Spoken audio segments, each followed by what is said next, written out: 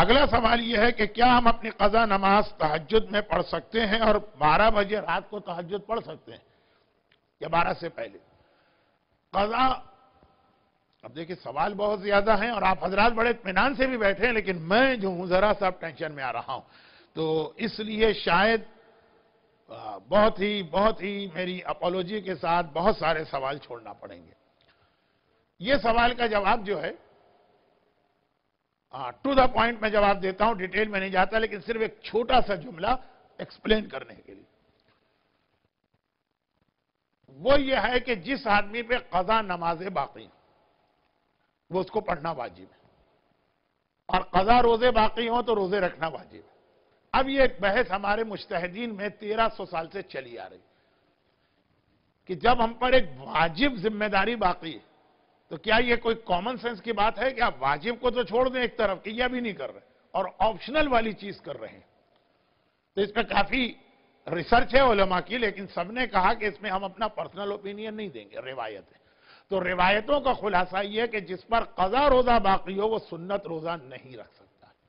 رکھے گا تو غلط، چاہے وہ 27 رجب کا روزہ ہو یا 3 شعبان کا یا بھی 15 شعبان کا روزہ آ رہا۔ جس پر ایک بھی قضا روزہ باقی ہے پہلے اپنی واجب ڈیوز ادا کرو، پھر ادھر جاؤ گے آپشنل پر۔ لیکن مسئلہ مشکل نہیں ہے بہت آسان، لیکن یہ ہے کہ اگر آپ 15 شعبان کو اس نیت سے قضا روزہ رکھیں کہ اگر میرے اوپر یہ قضا نہ ہوتا تو میں آج کا سنت روزہ ضرور رکھتا، مجبوری میں یہ قضا رکھ رہا ہوں، تو آپ کو ایک روزے میں دونوں کا ثواب اور فائدہ ملے گا۔ قضا کا بھی ثواب ملے گا، قضا بھی آپ کی ایک کم ہو جائے گی، اور سنت کا بھی ثواب ملے گا، صرف ایک بینیفٹ نہیں ملے گا۔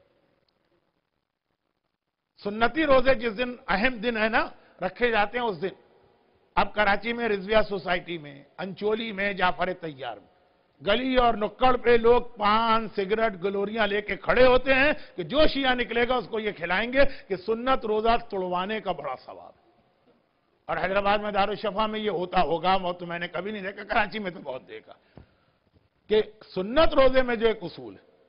اس میں جملہ یاد رکھی کہ مومن اگر آپ کو کوئی کھانے پینے کی چیز آفر کر رہا تو روزہ توڑنے کا ثواب ہے مومن کے کہنے پر، روزہ توڑوانے کا کوئی ثواب نہیں۔ جس نے روزہ توڑوایا اس کو ثواب نہیں ملے گا، لیکن ایک بن گیا ایک نارمل طریقہ۔ جب آپ قضا روزہ رکھیں گے 15 شعبان کو تو آپ کو سنت روزے کے سارے بینیفٹ ملیں گے، لیکن وہ روزہ توڑ نہیں سکتے، وہ پورا کرنا۔ اب بعض لوگ تو اس وجہ سے اور پسند کرتے ہیں اس مسئلے کو، وہ سنت روزہ رکھتے ہیں اور چاہتے ہیں کہ ہم کمپلیٹ کریں، کوئی روزہ ہمارا نہ توڑوائے، لوگ زبردستی توڑوا دیتے ہیں۔ قضا روزہ اگر آپ کا تو آپ کہہ سکتے ہیں سوری میں یہ روزہ کمپلیٹ کروں گا۔ تو خلاصہ یہ ہے کہ اصل مسئلہ بنا آپ پر اگر قضا روزہ باقی ہے جو واجب ہے پہلے وہ رکھیں پھر سنت شروع کریں۔ نماز میں ایسا نہیں، اگر کسی پہ قضا نمازیں ہیں تو اس کو پڑھنا تو ہے مرنے سے پہلے، لیکن اس میں یہ وہ کہہ سکتا ہے کہ میں اس کو ذرا پینڈنگ میں ڈالتا ہوں، پہلے سنت نمازیں پڑھ لوں۔ سنت نماز وحشت قبر، اگر وہی والا فارمولہ روزے والا چلتا تو جس پر قضا نماز تھی وہ نماز وحشت قبر نہیں پڑھ سکتا، وہ نماز زیارت وارثہ نہیں پڑھ سکتا، اور وہ نافلہ نمازیں نہیں پڑھ، وہ شب قدر کی نماز نہیں پڑھ سکتا تھا۔ کہا نہیں، وہ روزے کا فارمولہ ہے، نماز میں پرمیشن ہے کہ قضا نماز ہو تو اس کو پینڈنگ میں ڈال کر سنت پڑھ سکتے ہو۔ البتہ although it's better first to do your قضا نماز، زیادہ ثواب اس میں ہے کہ آپ قضا پہلے پڑھیں، ذرا کامن سینس کی بات بھی۔ اسی لیے وہ جو روزے والا فارمولہ ہے وہ یہاں آ گیا کہ اگر کسی پہ قضا نمازیں اور وہ نماز تہجد میں قضا نماز پڑھے اس نیت کے ساتھ کہ اگر قضا نہ ہوتی تو میں یہ سوتا نہیں، میں تہجد پڑھتا، اس کو دونوں کا ثواب مل جائے گا ایکسپٹ لاسٹ 3 رکعتس آف نماز تہجد۔ اور یہ والا مسئلہ کہ قضا نماز ہو تو آپ سنت پڑھ سکتے ہیں، لیکن بیٹر ہے کہ سنت نہ پڑھیں، یہ فارمولہ ہمارے یہاں لوگوں کو شب قدر کو یاد ہوتا ہے۔ شب قدر میں جو ہم 6 دن کی قضا پڑھتے ہیں کسی روایت میں نہیں، شب قدر کا مسئلہ ہے کہ 100 رکعت سنت نماز پڑھو۔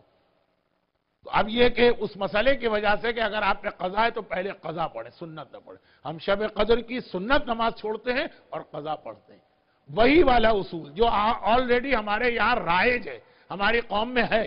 اس کی لوجک لوگوں کو نہیں پتا، لیکن ہے وہی اصول چلے گا نماز تہجد میں کہ نماز تہجد 11 رکعت میں فرسٹ 8 رکعت میں آپ قضا پڑھ لیں، جیسے شب قدر میں انسٹیڈ آف شب قدر آپ قضا پڑھتے ہیں، تو تہجد میں انسٹیڈ آف فرسٹ 8 رکعت کوئی قضا پڑھے، ہاں 3 رکعت کو ضرور پڑھی، ایک بات۔ دوسری بات، نماز تہجد کا ٹائم سارے مشہور مراجع کہتے ہیں کہ مڈ نائٹ سے لے کر فجر تک، لیکن جس کے لیے مڈ نائٹ کو اٹھنا بہت مشکل ہے وہ پہلے ایڈوانس میں پڑھ سکتا ہے، لیکن رات آنے کے بعد، ایکسپٹ آغا سیستانی۔ آغا سیستانی کہتے ہیں کہ نماز تہجد کا ویلڈ ٹائم ہی عشاء کے بعد شروع ہو جاتا ہے۔ یہ نہیں کہ ہم مجبور ہیں، اٹھنا مشکل ہوگا، تھکے ہوئے ہیں، نہیں، کوئی پرابلم نہیں ہے، ہم رات کے 12 بجے کے بعد بھی اٹھیں گے، اٹھتے ہیں اور اٹھیں گے۔ بہت سے لوگ ہیں، کوئی میچ آتا ہے، کوئی سوکر کا میچ، کوئی کرکٹ کا میچ، 2 بجے رات کو اٹھتے ہیں تو اٹھنا، لیکن وہ چونکہ 2020 کرکٹ کا پہلا اوور شروع ہو چکا ہوگا تو نماز تہجد جو ہے اس وقت نہیں پڑھی جائے گی، تو آپ شام کے 8 بجے عشاء کے بعد پڑھ سکتے ہیں۔ وداؤٹ اینی ویلڈ ریزن بھی تہجد پڑھی جا سکتی ہے، کیونکہ اکارڈنگ ٹو آغا سیستانی جیسے ہی آپ نے عشاء پڑھی تہجد کا ٹائم شروع ہو گیا۔ اب ایک جملہ یہاں پہ میں اور کہہ دوں، یہ ٹاپک سے ہٹ کر، آغا سیستانی کی انگلش بک اسلامک لاز، اس کا ٹرانسلیشن 92 میں ہوا تھا،